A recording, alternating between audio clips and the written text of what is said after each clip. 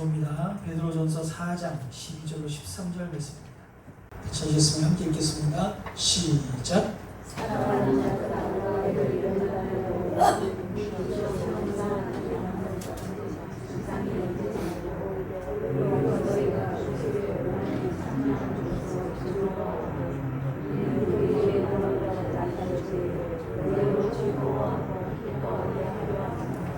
아멘. 오늘 말씀의 제목은요, 고난을 즐거워하라 라는 제목으로 말씀 나누려고 합니다.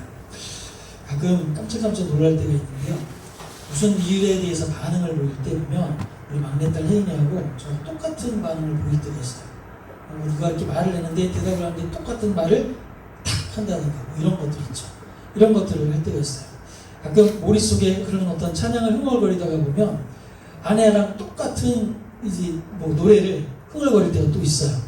그럴 때 있죠, 그죠? 그럴 때는 자기도 모르는 사이에 그냥 똑같이 그렇게 뭔가를 하는 그런 때가 있는 거죠. 왜 그럴까요? 왜 그럴까요, 도대체? 우리가 살다 보면 똑같은 반응을 이렇게 보일 때가 있거든요. 왜 그럴까 고민을 해봤는데 어떤 분들이 이걸 연구를 했더라고요. 친한 친구들은 같은 일을 겪을 때 놀라울 정도로 이 비슷한 뇌파 반응을 보인다는 거예요. 다른 말로 두뇌 활동만 봐도 그 사람이 친구인지 아닌지 알 수가 있다라고 하는 거예요. 미국의 대학 공동연구팀이 42명의 참고자를 대상으로 해서 다양한 장르의 짧은 영상을 보여줘요.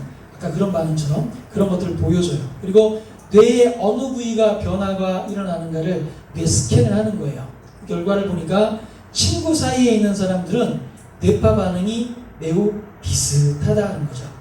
논리적인 사고, 정서적인 반응이나 논리적인 사고가 혹은 집중력이 거의 비슷한 곳에서 뇌파의 반응이 일어나더라라고 하는 거예요. 그래서 연구팀에 따르면 친구들이 가장 비슷한 신경활동 패턴을 가지고 있고 보여주고 그 다음에 친구의 친구들이 그 뒤를 이었다 이렇게 얘기를 해요. 이 말은 사람들이 뇌가 어떤 영상에 의해서 반응을 하는지만 봐도 그 사람이 나랑 비슷한 생각을 하고 있는지 아닌지를 알 수가 있다라고 하는 거죠. 자, 예를 들면 이런 거예요. 오늘 목사님이 설교를 하다가 실수를 하면 여러분의 반응이 똑같아. 그러면 뭐예요? 여러분은 친한 사이다. 알 수가 있는 거예요. 근데 목사님이 오늘 설교를 하다가 실수를 했는데 여러분의 반응이 아유 그럴 수도 있지. 아니 목사님 왜 저래? 뭐 이렇게 각기 나타나면 여러분은 안 친한 거예요. 오늘 친한지 안 친한지 여러분 한번 자세히 한번 살펴보면 좋을 것 같아요.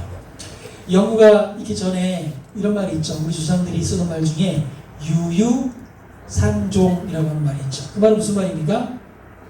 비슷한 사람끼리 모인다라고 하는 말이잖아요. 비슷한 사람끼리 모이는 게 아니라 사람들이 모여서 이렇게 생활을 하다 보니까 비슷해진 것 같아요. 그리고 서로 어떻게 해요? 반응하는 바가 똑같아진 것 같아요. 그러니까 유유상종이라는 말이 그때부터 쓰였던 것 같아요. 자, 그래서 우리나라 사람들은요, 이 뭐랄까요, 친하게 뭘 찾는 걸 좋아하는 것 같아요. 어디 이사를 가면 첫 만남이 있는데 첫 만남을 갖게 될 때 가구 주소부터 하잖아요. 그렇죠? 뭐부터 물어봐요? 누가 이사를 오면 뭐부터 물어봐요? 네?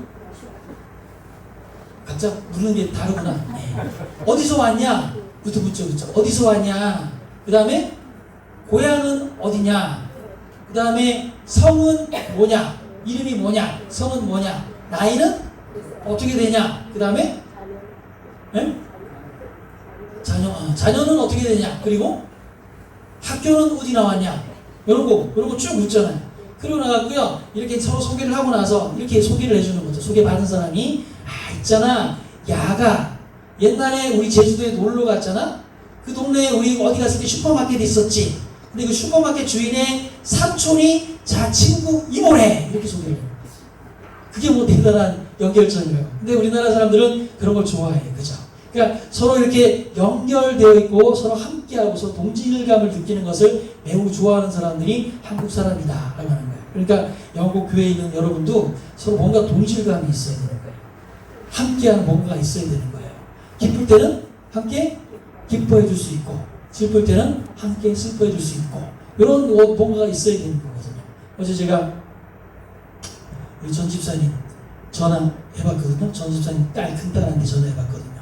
어떻게 지내고 계시는 거예요? 도대체 연락이 없는데 좀 알려주세요. 그랬더니까 그 딸이 이렇게 얘기하더라고요. 요양원에 가셨대요. 요양원에 가셨는데, 가까운 곳에 요양원에 가셨는데, 근데 이제 몸은 좋아지셨대요. 건강은 많이 좋아지고, 혼자 있을 때보다 많이 좋아지셨겠죠. 혼자 있을 때 많이 좋아지셨는데, 근데 이제 그 치매기가 생겨가지고 뭘 잘 기억을 못한다고 그 얘기 하시더라고요. 어쨌든 간에 잘 지내신다고 하는 얘기를 들었거든요. 그러니까 우리가 뭔가 그런 어떤 한 사람을 얘기를 드리면 마음속에 어떤 짠함이 있잖아요. 그죠? 어떤 마음이 들어요? 보고 싶기도 하고, 그냥 게장도 먹고 싶기도 하고, 주사님이 게장 잘하잖아요. 그죠? 게장도 먹고 싶기도 하고, 그리고 또 아쉽기도 하고, 같이 신앙생활 못하니까 아쉽기도 하고, 얼굴 못 보니까. 그죠? 그런 마음이 있는 거잖아요. 한 교회에 있다는 건 한 마음을 가지고 한 생각을 가지고 살아간다라고 하는 거예요. 뭐 이것 말고도 우리가 또 이제 하나인 이유가 여러 가지가 있잖아요. 여러분 아버지는 누구예요? 하나님. 우리 아버지는 하나님. 저쪽 옆에 있는 교회 아버지는 하나님. 다 하나님 아버지를 모시니까 똑같잖아요. 여러분의 시어머니의 아버지는 누구예요? 하나님. 네. 며느리의 아버지도 하나님. 그렇잖아요. 똑같은 하나님을 모시니까, 그러니까 동질성 그런 게 있는 거죠. 그렇죠? 그 다음에 또 여러분 누구 때문에 구원받았어요? 예수님. 여러분을 구원한 그분도 똑같아요. 그분이 누구라고요? 예수님이시라고요. 그 예수님이 여러분이 구원받은 그 이후에 여러분을 뭐라고 한대요? 친구라 하네. 친구라 그런대잖아요. 그러니까 여러분 친구는 예수님, 나의 친구도 예수님. 예수님이 나를 친구라 그러고 여러분도 친구라 그런대잖아요. 그러니까 우리는 예수님을 친구로 모시고 있는 분. 그러니까 동질감 있는 게 참 많아요. 그죠? 여러분 기도하면은 여러분을 위해서 말할 수 없는 탄식과 안타까움을 가지고 여러분을 막 돕는 분이 계시는데, 그분이 누구예요? 성령님. 여러분도 성령님 계세요? 여러분이 성령님의 인도함을 받고 계시죠? 도움을 많이 받고 계시죠? 나도 그렇거든요. 여러분이나 나나 똑같은 성령을 모시고 사는 사람들이니까. 우리는 뭔가 참 비슷한 게 많네. 그죠? 그러다 보니까 생긴 것도 비슷해요? 생긴 것도 비슷해지는 것 같아요. 생긴 건 비슷하지 않아도 이런 얘기를 들어요. 어느 교회 가면은 그 교회 사람들은 비슷하대요. 성향이 비슷하다고. 누굴 닮아요? 목사를 닮으면 안 되고 예수를 닮아야 되는데, 그죠? 예, 같이 비슷하다는 그런 얘기를 하잖아요. 그러니까 이게 공동체라고 하는 게 참 하나님이 주신 은혜가 아닐 수가 없어요. 그죠? 왜 이 얘기를 하는지는 맨 끝에 나와요. 자, 이제 들어갑니다. 1절부터 한번 보겠습니다. 예수 믿으면 고난받는데요. 왜 고난이 있을까? 1절 말씀 읽어볼까요? 베드로전서 4장 1절요. 시작.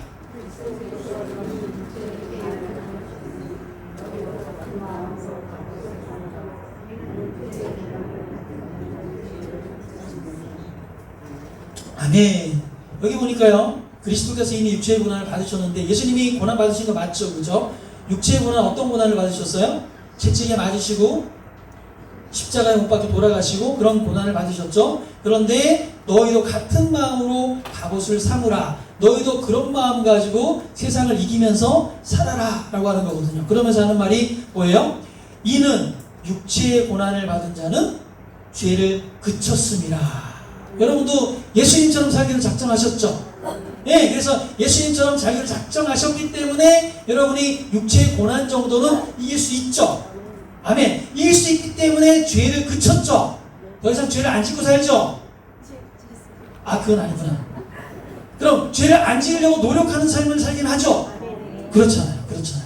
이 말씀이 상당히 도전이 되는데, 그리스도가 육체의 고난을 통해서 죄를 이기셨다는 거예요. 마찬가지로 우리도 육체의 고난을 통해서 죄를 그친 자라고 이렇게 선포를 하잖아요. 베드로가 이렇게 얘기하는 이유가 있거든요. 로마 그 당시에 베드로가 이 베드로전서를 쓰고 있을 때, 그 당시 로마와 유대인들이 얼마나 많이 예수 믿는 사람들을 핍박했는지 몰라요. 그게 나란 거예요. 그래서 예수 믿는다는 사람 만나기만 하면 사람들이 벌써 어떻게 잡을까? 네, 그런 고민을 하는 그때가 바로 그때였다는 거예요. 그러니까 이런 때가 예수 믿기 참 힘들잖아요. 그죠? 그런데 이런 사람이 나 예수 믿어! 라고 말하면 그럼 어떻게 되겠어요? 사람들로부터 저놈은 예수쟁이야, 예수쟁이 막 이러면서 괴롭힘을 당할 수 있는 그런 때였다라고 하는 거예요. 그러니까 죄를 지을 수조차도 없는 상황, 그런 상황이 바로 그때였다라고 하는 거예요. 예를 들면 이런 거잖아요. 우리나라 그 신사참배를 했던 일제시대 있잖아요. 일제시대 순사들이 와갖고요, 집집마다 예수쟁이 없나 이렇게 뒤지고요, 전부 다 뭐 하라고 그랬어요? 사이렌이 울리면 저쪽 일본 쪽 동쪽 천황을 향해서 뭐예요? 문명을 하잖아요. 그게 뭐 하는 거예요? 신사참배 하는 거잖아요. 그거 하라고 막 그랬잖아요. 그때 여러분도 다 했어요? 여러분 안 살았어요 그때? 다행이네. 살았으면 어떡할 뻔했어요, 그죠? 그런데 그때 말이에요. 나 예수 믿어. 나 안 해. 신사참배 같은 거 안 해. 나 예수 믿어. 그렇게 얘기하면 어떻게 됐어요? 순사들이요 가만 안 냅두는 거예요. 그냥 끌고 가기도 하고 두들겨 패기도 하고 감시하고 뭐 주고 안 주고 막 괴롭히고 그런 일을 했잖아요. 그럴 때 어떤 사람이 예수를 믿긴 믿어야 되는데 저 고난당하는 사람들을 보면 내가 예수 믿는 게 가능할까 싶기도 하고 막 그러다가 예수님을 만난 거예요. 인격적으로 예수 온전히 만난 거죠.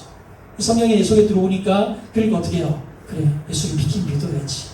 내가 계속 빼면 안 되지. 그래서 예수를 믿는다. 예수 믿자. 그래서 사람들 앞에 나 오늘부터 예수 믿어 라고 얘기하는 바로 그때부터 뭐가 시작돼요?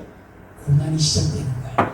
고난이 시작되는 그 가운데 내가 죄 지을 새가 없는 그런 상황이 바로 이때였다라고 하는 거예요. 그래서 1절 말씀 그런 이유를 얘기하고 있는 것이다 라고 하는 거죠. 이런 상황에서 교회가 어떻게 해야 되느냐? 베드로전서가 쓰여졌을 때 그랬는데 예수를 믿는다는 것 이것이 고난의 행렬에 뛰어드는 것이었고 이것을 결심한 그 모임이 바로 교회였다.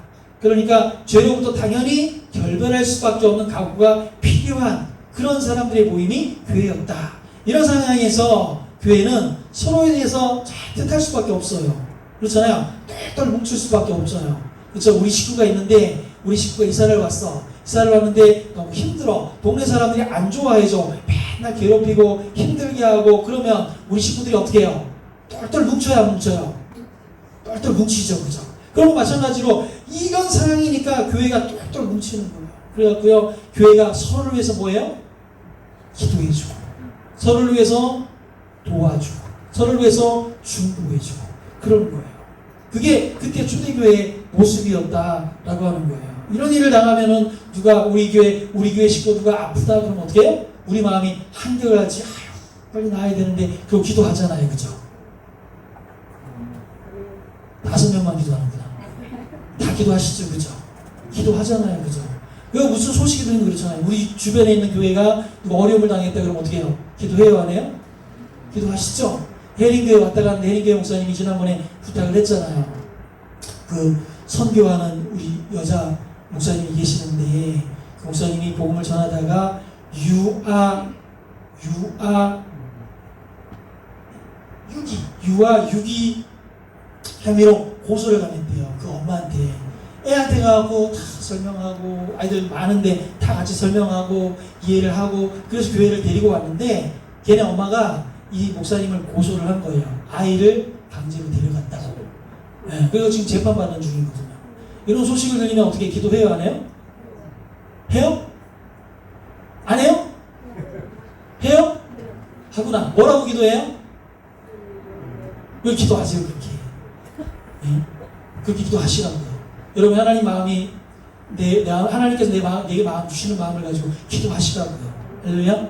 네, 그렇게 기도하는 것처럼 우리가 그렇게 한 마음으로 교회라고 하는 것이 그렇게 한 마음으로 고난을 이기기 위해서 한 마음이 되는 것이 여기에 이제 베드로전서에서 우리가 볼 수가 있는 부분이다라고 하는 거죠. 자, 고난은 왜 닥치는 겁니까 도대체? 사람들이 왜 이렇게 우리에게 고난을 주는 걸까요? 우리에게는 왜 고난이 임하는 걸까요? 여러 가지 이유가 많아요. 여러 가지 이유가 많지만 그 중에 몇 가지만 좀 살펴보는데 먼저 고난을 어떻게 하라고 그런지 예수님이 다시 한번 확인하고 고난을 어떻게 하라? 어떻게 하셨어요? 우리는 뭐 약속이 있는 것 같아요. 그죠? 고난을 어떻게 하라? 네, 고난을 여러분 어떻게 대할 때 즐거움으로 대하십니까? 아니면 이게 왜 또 나한테 와가지고 죽겠네 그러고 합니까? 고난이 닥치면 여러분 죽겠네 그럽니까? 아니면 고난이 닥치면 죽겠네 그러십니까? 죽겠네? 죽겠네? 뭔 말인지 잘 모르겠지. 빨리 하니까 그죠? 죽겠다고 그러냐고요? 아니면 내가 죽게 있다고 주 안에 산다고 그러시냐고요? 주 안에? 할렐루야. 고난이 받으면 어떻게 하나? 즐거워하라. 어떻게 해요? 주 안에 있기 때문에. 죽게 있네. 죽게 있기 때문에 즐겁다는 거예요. 고난이 그 고난이 어떻게 즐거울 수는 없겠지만, 그런데 이 고난이 즐거울 수도 있다고 성경이 우리 얘기를 하잖아요. 베드로전서에서 고난은 그냥 세상적인 고난 이야기하는 거 아니에요. 내 죄 때문에 당하는 고난 얘기하는 거 아니에요. 내 연약함 때문에 당하는 고난, 그런 얘기하는 거 아니고요. 누구 때문에? 예수를 믿는다라고 하는 신앙 때문에 당하는 고난. 내가 예수를 구주로 믿는다는 그 이유 때문에 사람들 앞에 비난받고, 사람들 앞에 배척당하고, 공동체로부터 배척당하고, 영적으로 공격받는 그런 삶을 이야기를 하는 거예요. 오늘날 한국 땅에서도 그런 일들이 많이 일어나요. 아까 제가 얘기했잖아요. 해링교회 목사님, 여자 목사님 얘기했잖아요. 지금 이런 일들이 자꾸 일어나려고 해요. 최근에 법이 하나 바뀌었대요. 법이 어떻게 바뀌었냐면, 교회가, 종교단체가 선교하는 거에 대해서 세금을 매기는데, 지금까지는 세금을 안 매겼거든요. 근데 앞으로는 국내에서만 세금을 안 매기겠대요. 해외로 보내는 건 세금을 매기겠대요. 우리가 선교원금 해가지고 선교를 해외로 보내면 세금을 매기겠다라고 나온 거예요. 그럼 선교할 때마다 우리 돈이 더 많이 들 수밖에 없어요. 그럼 선교지에 있는 분들은 더 힘들어질 수밖에 없는 상황이 오는 거예요. 그러니까 이런 부분도 우리가 기도해야 될 내용이거든요. 이런 일들이 계속 일어나요. 정치적으로 일어나고, 사람들 사이에 일어나고, 여러 가지 일들이 많이 일어나는데, 이런 복합적인 이유들이 우리에게 고난으로 닥치고 있다. 그래서 한국 사회에서는 어떻게? 사회적으로, 심리적으로, 문화적으로 압박을 당하면서 교회는, 아이고, 교회가 그 모양이니, 아이고, 그러면서 막 욕을 하기도 하고요. 그렇게 되어가고 있다라고 하는 거예요. 이럴 때, 이 위협과 이 박해와 이런 어려움 속에서 우리가 어떻게 해야 될 것인가? 라고 하는 얘기를 하려고 하는 거거든요. 이게 왜 고난을 당합니까? 사람들이 왜 싫대요, 여러분? 여러분 고난을 안 당하시는구나. 이거 문제가 있어요.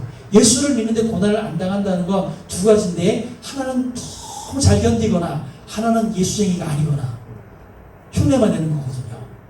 어떻게 여러분 고난을 잘 견디고 계세요? 이제는 답이 좀 있겠지. 4절 말씀 한번 읽어볼까요? 4절 말씀 시작.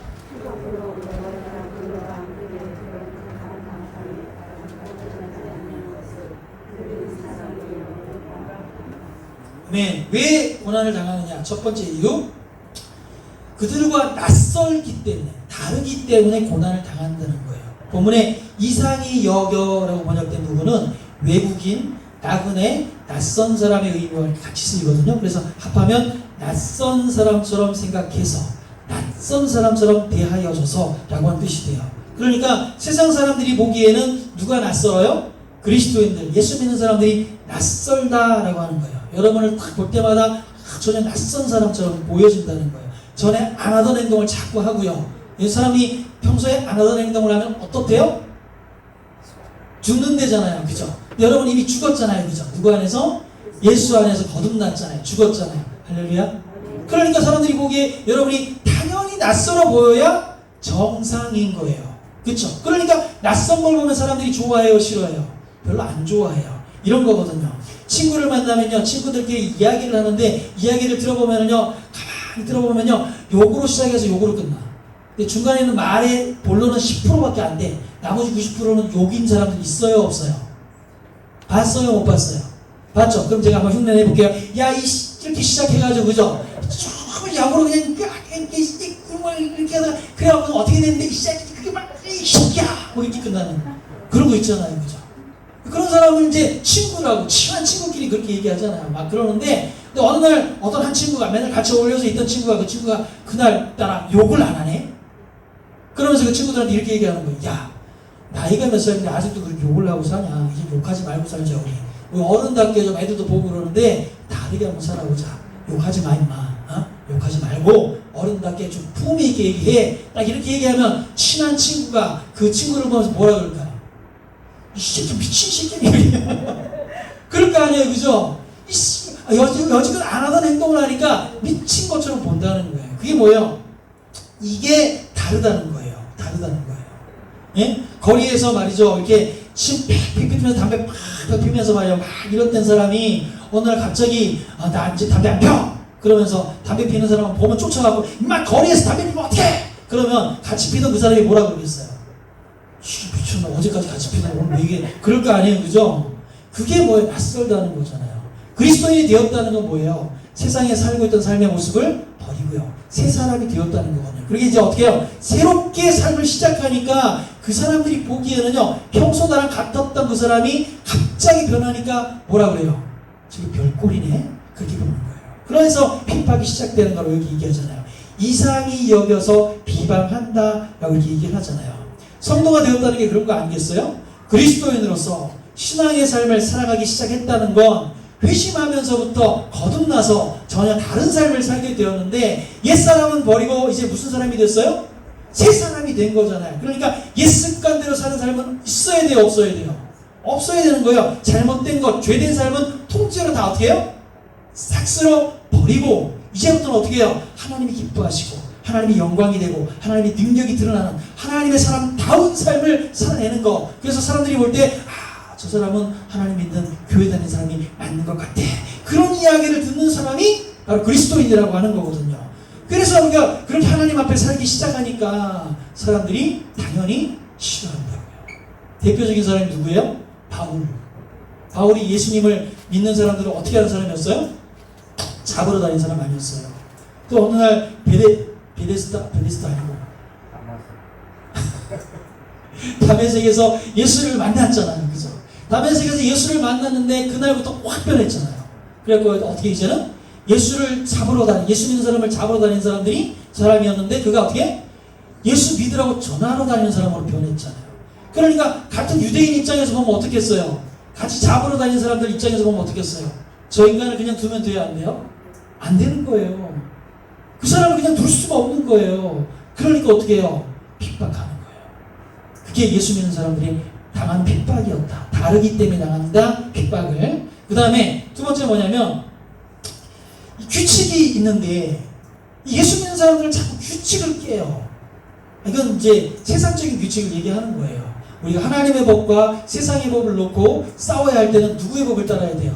하나님의 법을 우선으로 따라야 되는 거예요. 그러니까 세상의 법은 어떻게 해요? 세상의 법은 사람들이 규칙으로 만들어 놓은 거니까 자기들의 합의하에서 좋으면 그게 정답인 거예요. 서로 마음이 맞으면 나쁜 것도 정답이 될 수가 있는 거예요. 근데 하나님의 법은 그렇지 않거든요. 진리니까. 그것은 나쁜 건 무조건 나쁜 거고 좋은 건 좋은 거니까. 그러니까 하나님의 법을 따라야 되는데 그러다 보니까 세상하고 자꾸만 부딪히게 되는 거죠. 어느 날 우리 전 권사님이 복을 파는데 전 순옥 권사님이 저희 업반장에서 복장사를 하시잖아요. 그죠? 잘 몰라요? 아시죠? 그 밑에 내려가면 저기 명함 갖다 놨잖아요. 하나씩 가져가고 좀 적어놔요. 복 살 때는 거기서 사시라고요. 복을 파는데 그런데 이 복이 그 동네 사람들 사이에 이렇게 팔리는 거예요. 1kg당 2만 원씩 파는 거예요. 키로당 2만 원. 그래갖고 전부 다 그 동네 사람들은 누구나 다 키로당 2만 원씩 파는 거예요. 어느 날 서울서 누가 이사를 와가지고 업판장에 장사를 시작하게 되는데 그 장사를 크게 어물전을 내고 장사를 하는데 그 사람은 복을 팔기 시작할 때 이렇게 파는 거예요. 한 마리당 10,000원 이렇게 파는 거예요. 그러면은 싸움이 날까요? 안 날까요? 싸움이 나죠. 그죠? 여러분 다 알잖아요. 우리가 비록 장사를 안 해도 그 정도는 알잖아요. 그죠? 상도덕이라고 하는 게 있는데 남들이 그렇게 팔면 자기도 그렇게 팔아야지. 그거 안 하고 싸게 팔고 뭐 이런 건 어떻게 돼요? 사람들이 다 그 집으로 가버리잖아요. 그죠? 그러면 안 되잖아요. 그러니까 동네에 있는 사람들이 그 사람을 그냥 둬요, 안 돼? 그냥 둘 수가 없지. 그러니까 뭐같이 굴러와가지고 어디서 굴러와가지고 그러면 동네 사람이 와가지고 멱살을 잡고 막 싸우는 거죠. 응? 여기서 다 2만 원씩 파는데 네가 거기서 한 마리당 10,000원 팔면 우리는 장사를 어떻게 하라고 우리 다 망하라는 거야 하면서 막 멱살을 싸우는 거예요. 그쵸? 예, 그게 뭐예요? 규칙을 어겼기 때문에 그렇잖아요. 근데 기독교인들은 자꾸 규칙을 어겨요. 세상의 규칙이요, 하나님 보시기에 합당치 못한 것들이 너무 많거든요. 그러니까 자꾸만 부딪히는 거야. 야, 그렇게 하면 안 되지. 야, 이건 똑바로 이렇게 해야지. 야, 이건 아니잖아. 자꾸 얘기를 하잖아요. 그러니까 어떻게 돼요? 사람들이 싫어해요, 좋아해요? 싫어하죠. 그러니까 우리는 생각하죠. 내가 좋으라고 얘기하지, 축복받으라고 얘기하지, 잘 되라고 얘기하는데 왜 날 싫어하는 거야? 그렇지만 그 사람들 입장에서 보면 아니에요. 여러분 딱 아니에요. 그쵸? 교회 다니는 사람은 딱 아닌 거예요. 그래서 사람들이 싫어하고 낯설게 대하고 그러니까 사람들로부터 어떻게 해요? 외면을 당하는 거예요. 뭐 이런 것도 있잖아요. 집에서 이제 아내가 교회를 열심히 다니는데 남편은 교회를 안 다니는 거예요. 근데 아내는 맨날 남편 보고 교회 가자 그래. 남편은 아내 보고 가지 마라. 네. 그럼 누가 이길까? 맨날 싸우는 거예요. 그래서 남편이 지난번에 한번 얘기했는데 남편이 이렇게 얘기하는 거죠. 야, 골프장 한 번만 일요일날 골프장 같이 가주면 다음에 교회 갈게 얘기하는 거예요. 그래서 그래 진짜 가야 돼. 한 번만 가면 교회 꼭 가야 돼. 한번 그래 같이 가는 거야 알았지? 그래서 이제 양보했어 원사님이. 그래갖고 골프장 같이 갔잖아요. 갔다 와갖고 뭐라 그랬다고요? 야, 하나님이 계신데 어떻게 하나님보다 골프를 더 사랑할 수가 있냐? 정말 하나님이 계신데 하나님이 그 신이라고 하면은 신을 버리고 어떻게 골프를 칠 수가 있냐? 남편이 그러더래잖아요. 그럼 돼요? 안 되잖아요. 이 아내는 이제 이 얘기하려고 그런 게 아니었는데 무슨 얘기하려고 그러냐면요. 아내가 왜 자꾸만 교회 가자 그러냐고요. 남편은요 교회 안 가면 얼마나 행복한지 아세요? 금요일, 토요일, 일요일 3일을 쉬니까 쉬는 동안에 같이 골프도 다니고 여행도 다니고 가족이 그러면 얼마나 행복하겠어요. 그죠? 근데 아내가 맨날 주일마다 어디를 가자 그래요? 교회를 가자 그러고 안 가니까 자기 혼자 가고 그러니까 같이 놀 시간이 있어요 없어요? 같이 놀 시간이 없잖아요. 그러니까 불편하잖아요. 그러니까 불편하니까 맨날 니는 교회밖에 몰라. 교회 다녀도 미치지는 말아야지. 막 이러면서 막 얘기를 하는 거예요. 그러니까 뭐예요? 이게 그들에게는 교회 다닌 사람들의 어떤 행동이나 삶이 낯설어요. 이방인 같아요. 이게 수용이 안 되는 거예요. 그러니까 맨날 욕을 먹는 거예요. 그러니까 그 정도 욕 먹는 거 같고 뭐 이렇게 좀 이렇게 지치거나 그러지 마시고 잘하고 계시죠? 할렐루야. 네. 그럼 어떻게 그러면 이 고난을 헤쳐나갈 것인가라고 하는 거예요. 우리에게 이런 여러 가지 고난들, 이거 말고도 많이 있는데 여러 가지 고난이 우리에게 닥칠 때 이 고난을 어떻게 헤쳐나가면 좋을까요? 여러분 어떻게 헤쳐나오셨어요? 여러분 삶 속에 신앙 때문에 고난이 닥쳤을 때 어떻게 견디고 어떻게 이겨오셨어요? 그 얘기 좀 해보세요. 오늘은 시간을 특별히 30초씩 드릴게요. 한번 해보세요. 여러분이 하나만 제가 할게요. 그냥 다음에 듣기로 하고 어떻게 이깁니까? 이제 이게 베드로전서 4장에 있는 얘기예요. 쭉 사람 하나부터 쭉 나오는데 한 몇 가지 되는 것 같아요. 그걸 쭉 설명을 하면서 우리에게 이야기를 해주는 거예요. 이렇게 하고 이렇게 하면서 견뎌내고 이겨내고 하는데 그걸 여러 가지를 묶어서 한 3가지만 이렇게 얘기를 하면 이거예요. 먼저는 우리가 우리의 감정이 어떤 시험을 당하거나 고난을 당할 때 흔들리면 안 되는 거예요. 골프장에 한 번만 가면 된다고 한 번만 가자고 이렇게 쪼른다고 그래요. 감정이 흔들리면 약해지면 안 된다라고 하는 거예요. 그렇죠? 흔들리면 안 돼요. 사람들은 여러 일들을 대할 때 자꾸만 나를 힘들게 하고 어렵게 하고 그러면요 마음이 어떻게 해요? 지쳐져요. 약해져요. 약해지고 지쳐지고 나면 어떻게 돼요? 그 다음에는 어떻게 해요? 왜 이렇게 괴롭게 하는 거야? 그냥 각 들어줘 버릴까? 들어주고 말까? 뭐 이런 생각이 들기도 하고요. 그걸 뭐라 그래요? 시험이 들었다라고 얘기를 하는 거예요. 이렇게 여러 가지 감정적으로 흔들리니까 시험에 들게 되고요. 시험에 들게 되니까 그 다음에 어떻게 해요? 나중에 기도하다가 더 오랫동안 안 들어주시는 것 같으니까 하나님 기도도 안 들어주시네. 여기까지 얘기를 하고요. 그러다 기도도 안 들어주신다고 여기까지 나오면 어떻게 되는지 아세요? 그 다음에는 점점 하나님으로부터 반항을 해요. 멀어지는 거예요. 그 다음 어느 순간부터는요 진짜 그 하나님이 보이지 않게 되는 거예요. 거기까지 되면 어떻게 해요? 우리가 무너지게 되는 거죠. 신앙이. 그렇죠? 그렇게 되면 안 되는 거거든요. 그래서 우리가 감정적인 기복이 생기지 않도록 하나님 앞에서 우리의 감정을 확실하고 분명하게 붙잡고 있어야 된다라고 하는 겁니다. 어떤 고난이 온다고 할지라도 어떤 어려움이 온다고 할지라도 우리가 신앙이 흔들리면 안 된다. 감정이 흔들리면 안 된다라고 하는 거죠. 여기 있는 이 사람들 보세요. 여기 베드로전서에 나오는 이 사람들은요 그런 고난과 시험이 당연히 올 걸 알면서도 예수를 믿기 시작한 거예요. 그렇죠? 그러니까 그들이 누가 나를 괴롭힌다고 그래갖고 그 정도 가지고 흔들릴 이유가 없어요. 예, 내가 예수 믿기 때문에 너희가 나를 괴롭힐 거 다 알아. 그 정도나 흔들리지 않아. 그거 각오하고 예수를 믿은 거야. 이렇게 다짐을 하니까 내 감정이 흔들릴 이유가 없고 내가 시험될 이유가 없는 거예요. 그렇죠? 그렇게 우리가 이미 하나님을 믿으면 무슨 일이 생길지 다 알고 믿었다라고 한다면 그러면 감정이 흔들릴 이유가 있어요, 없어요? 없는 거예요. 그런 일에 대해서 당연히 대처할 방법이 있고요. 하나님 앞에 온전히 설 수 있는 힘이 있는 거예요. 그런데 그렇게 흔들리는 건 내 감정이 내가 어떤 것들에 대해서 정하지 못했기 때문에 그렇다라고 하는 거죠. 그러니까 우리가 고난을 당할 때는 내 감정을 먼저 꽉 붙잡아라. 예? 할렐루야. 하나님은 절대 나를 버리시는 분이 아니다. 아멘. 하나님 반드시 이기게 하시는 분이시다. 예. 하나님은 늘 임마누엘에서 우리와 함께 하시는 분이시다. 믿으십니까?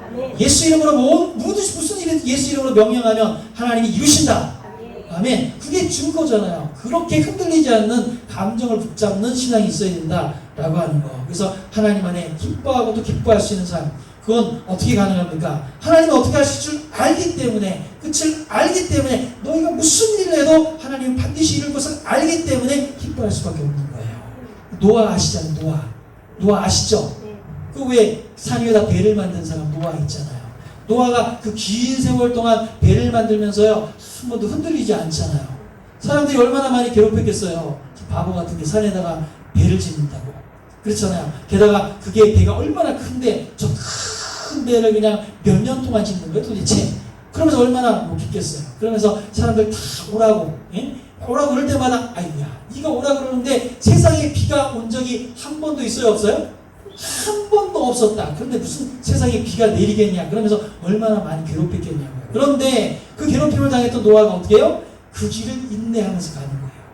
그 길을 다 받으면서도 그 욕설과 그 조롱하는 말들을 다 받으면서도 흔들리지를 않는 거예요. 왜 안 흔들려요? 하나님이 말씀하신 것을 반드시 이룰 것을 알기 때문에. 여러분도 그렇게 믿으세요?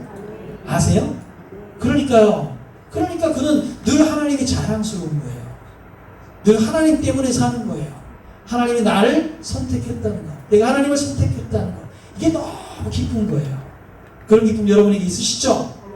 예. 그러니까 하나님의 사명을 전하고 하나님의 사명을 위해서 배를 만드는 그 일에 지칠 이유가 없어요. 지칠 여유도 없어요. 예. 하기도 바빠요. 주를 위해서 그 일 하기도. 그런 삶이 되시길 축복합니다. 예, 그 다음에 고난을 이기는 법 세 번째. 우리 7절 말씀 한번 읽어볼까요? 7절. 4장 7절입니다. 시작.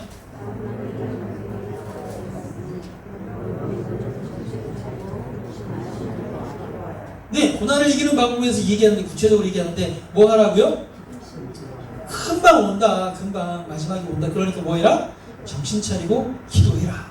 이 마지막이라고 하는 말은요 여러 가지 의미가 있지만 하나는 정석적인 의미는 마지막 재림의 때가 온다라고 하는 얘기고요. 또 하나는 뭐예요? 나의 끝이 온다.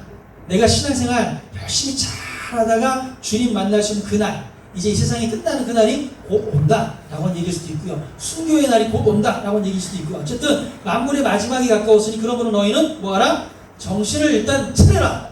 그리고 뭐해라? 근신해라. 견뎌내고 이겨내라. 그러면서 뭐하라? 기도하라. 기도를 그렇게 하라는 거예요. 이게 영적 싸움이거든요.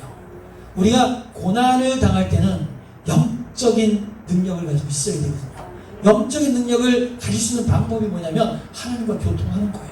하나님을 아는 거예요. 하나님과 계속 만나는 거예요. 그게 뭐예요? 기도라고 하는 거잖아요. 여러분 어떻게 매일매일 기도를 잘하고 계시죠? 5명 대답했는데 점검을 해봐야 되지만 넘어가겠습니다. 19절 말씀 한번 읽어볼까요? 19절 말씀 시작.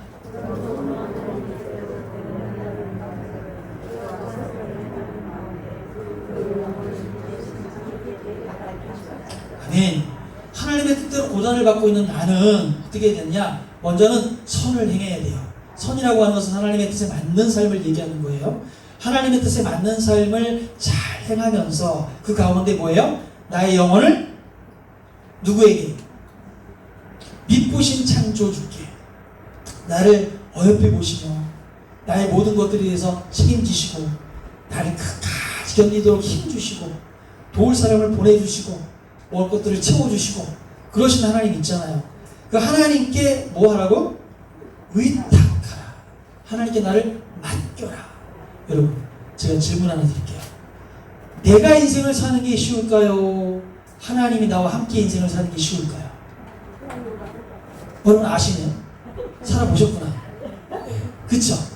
나 혼자 하는 건 힘들어요. 나 혼자 하는 건 어려워요. 하나님 믿는 그 삶, 신앙의 삶을 나 혼자 지켜낸다는 게 너무 어렵죠. 율법을 지키는 게 얼마나 어려운데. 그런데 예수 때문에 성령이 함께 오시고 나니까, 하나님이 함께 오시고 나니까 그 다음에는요, 내가 사는 게 아니라 내 안에 누가 살아요? 그리스도께서 사신 것이야. 그리스도가 나와 함께 계시기 때문에 성령이 나를 인도하시게 된 거예요. 성령이 함께 계시니까 어떻게 해요? 내 삶이 하나님만 의지하면 어떻게 해요? 하나님이 다 역사하신다고요.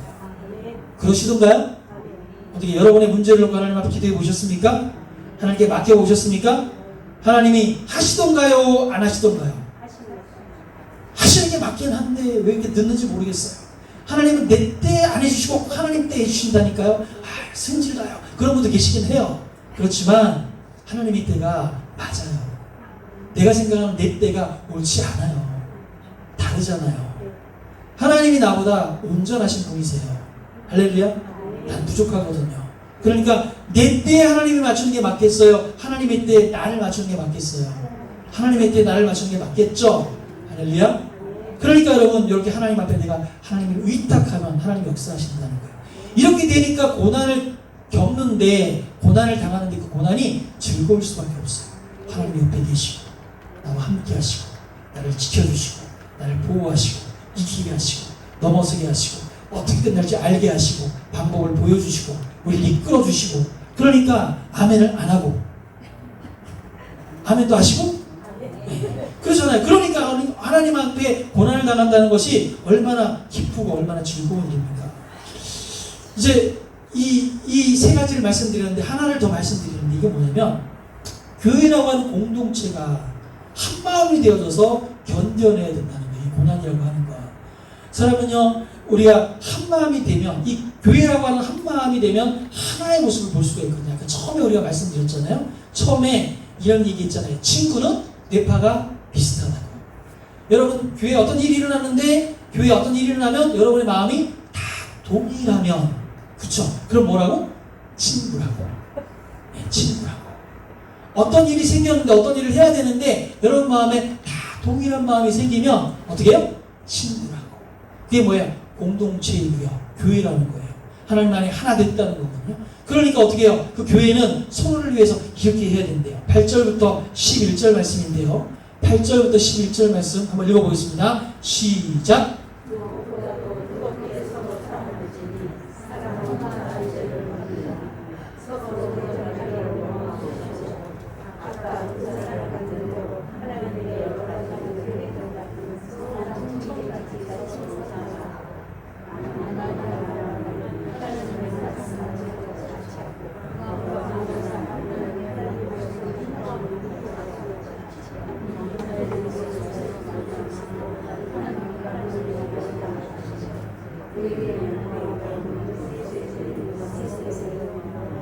아멘. 이게 결론이거든요.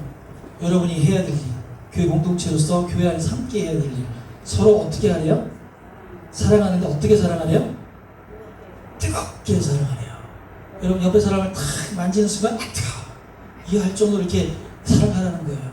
너무 관심이 많아가지고요, 나를 사랑해 주는데 그냥 저 사람만 보면 그냥 느껴질 정도로 그렇게 사랑하라는 거예요. 여러분 그렇게 사랑하세요? 교회가 그런 곳이 되어야 된다잖아요. 고난당하는 우리가 그래야 된다잖아요. 할렐루야. 사랑하시죠? 또 뭐라 그럽니까? 사랑은 허다한 죄를 덮느니라. 저 인간은 저래서 싫어.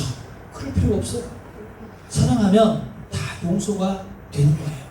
내가 내 자식을 사랑하는데 내 자식이 아무리 못나게 굴어도 혼나를 와갖고 미안해 한마디 하면 용서해요, 안 해요? 용서하잖아요. 자기 자식은 사랑하면서. 우리 그렇게 사랑해야 된다는 거예요. 그 다음에 9절, 서로 대접하기를 뭐 없이 하고? 원망 없이 하고. 근데 왜 대접할 때 원망들을 하실까? 내가 밥을 사면은 저 사람도 밥을 사야 되잖아요. 그쵸? 안 사도 돼요? 그쵸? 내가 밥을 사는 건 왜 그래요? 내가 그런 마음이 들어서 사는 거예요. 사주고 싶은 마음이 들어서 사는 거예요. 그러면 내가 밥을 사줌으로 인해서 어떻게 해요? 즐거웠잖아요. 그럼 어떻게 생각해야 돼요? 그 사람이 내가 밥 산다 그랬는데 밥 먹으러 와준 것에 대해서 감사해야 되는 거예요. 그쵸? 맞잖아요. 그냥 내가 밥을 샀는데 저 인간이 왜 밥을 안 사나 하고 기다릴 거면 밥을 차라리 사지 마세요. 바라고 사는 거는 그게 사랑이 아니라니까요. 바라지 말라고요. 바라지 않고 무조건 주라고요. 그죠? 그렇게 얘기하잖아요. 어떻게 저로 대접하기를 원망 없이 해라. 원망이 없으려면 어떻게 해야 돼요? 주면 돼요. 받을 생각하지 말고 주면 된다고요. 그 다음에 10절 각각의 은사를 받은 대로 하나님이 여러 가지 은혜를 맡은 선한 청지기로 같이 서로 봉사해라. 여기까지 다 얘기하면 시간이 없어갖고 이 정도 많이 가고요. 하여튼 여러분이 집에 가서 한번 묵상해 보세요. 어떻게 하는 것이 하나님 안에서 잘 하는 것인가.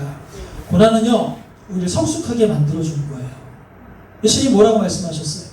내가 축복을 받을 때 고난도 함께 감당해라 말씀하셨잖아요. 그러니까 고난을 통해서 우리가 하나님 앞에 연단되어지고 금같이 온전해지고 새로워지고 우리의 신앙과 인격과 사명과 사람들과의 관계와 영적인 모든 깊이가 변화되어지고 하나님 앞에 온전해지는 성숙되어지는 관계로 갈 수가 있는 게 뭐라고요? 고난이라고요. 고난이 있어야 커지는 거예요. 고난이 있어야 자라는 거예요. 그렇잖아요. 신앙도 마찬가지라고요. 여러분 고난 당할 때 여러분 단순히 그냥 괴롭고 힘들다고 생각하지 마시고 이 고난이 또 하나님이 나를 통해 뭔가 이루시기를 원하시는구나 라고 확신을 가지고 기뻐하시는 여러분 되시길 축복합니다. 네. 어떻게 누가 옆에서 한 대 탁 때리면 아이고 하고 기뻐하시겠습니까? 아멘을 왜 안 하십니까? 아멘 하시길 바랍니다. 오늘 주의 나라가 여러분과 함께 하시길 축복합니다. 네. 말씀 듣는 거 생각하면서 하나님 앞에 감사합니다. 고난 이겨내게 하시고 내가 승리하는 삶 예수쟁이다운 삶을 잘 살아내게 주옵소서. 그렇게 하나님 앞에 한번 기도하겠습니다. 같이 한 목소리로 기도합니다.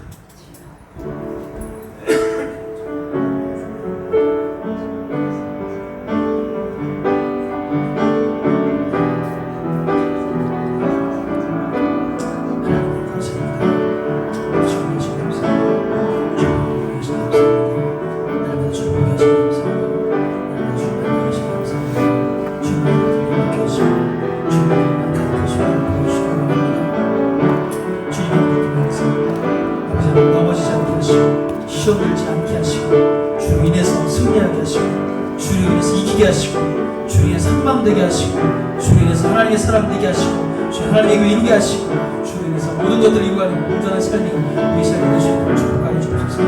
내가 아니라 주가 드러나고 내가 아니라 하나님이 드러나는 삶이 될 수 있도록 축복하여 주시기 바랍니다. 나의 이익을 위해서 나의 욕심을 따라 사는 삶이 아니라 하나님의 영광을 위해서 영혼을 살리는 삶이 될 수 있도록 축복하여 주시옵소서. 내가 무엇을 해야 될지 오늘 무엇을 해야 될지 하나님 맡긴 것이 무엇인지 은혜 원사가 무엇인지 감당해낼 수 있는 은혜가 오늘 있게 하여